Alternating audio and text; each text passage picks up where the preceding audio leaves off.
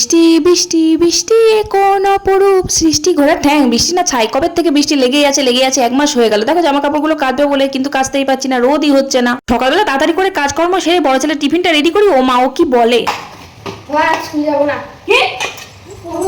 ও মা দেখো কাণ্ড, সেই সকালবেলা তাড়াহুড়ো করে টিফিনটা বানালাম, বলে কি স্কুলে যাবো না। টিফিনে পরোটা বানিয়েছিলাম, চা দিয়ে খেয়ে চলে আসলাম। রান্নাঘরে রান্না করতে হবে তো, কিন্তু এত বৃষ্টি পড়ছে তাই জন্য ভাতটা না গ্যাসে বসিয়ে দিয়েছি, আর রান্নাটা মানে তরকারিটা এখানেই করবো। আর এই যে দেখছো কাটোয়া ডাটা সব রকমের সবজি দিয়ে আজকে রান্না করবো। তার আগে এই যে পেঁয়াজ দিয়ে কয়েকটা পেঁয়াজি ভেজে নিলাম, আর কাটোয়া ডাটার তরকারি বসিয়ে দিলাম। দেখো এক কড়াই হয়ে গেছে, এক কড়াই বসিয়ে দিলাম। নাও এক থালা চচ্চড়ি করে দিলাম। এবার এই চচ্চড়ি আর ভাত না মাংস রান্না হবে। এই যে মাংসটা একটু ঝোল করে আলু দিয়ে রান্না করব। সত্যি বলতে আমার রান্না করতে বিরক্ত লেগে যাচ্ছে, এই বর্ষার মধ্যে এমনি স্যাঁতস্যাঁতে তার উপরে সবকিছু ভেজে ভেজা ভাব, তাই জন্য রান্না করতে খুব বিরক্ত লাগছে। তাই এক তরকারি দু তরকারি রান্না করেই চলে আসলাম। তারপর রান্না কমপ্লিট করে কড়াইটা মেজে ধুয়ে চান করে খেতে বসলাম। ভিডিওটা ভালো লাগলে অবশ্যই লাইক করে চ্যানেলটা সাবস্ক্রাইব করো। টাটা।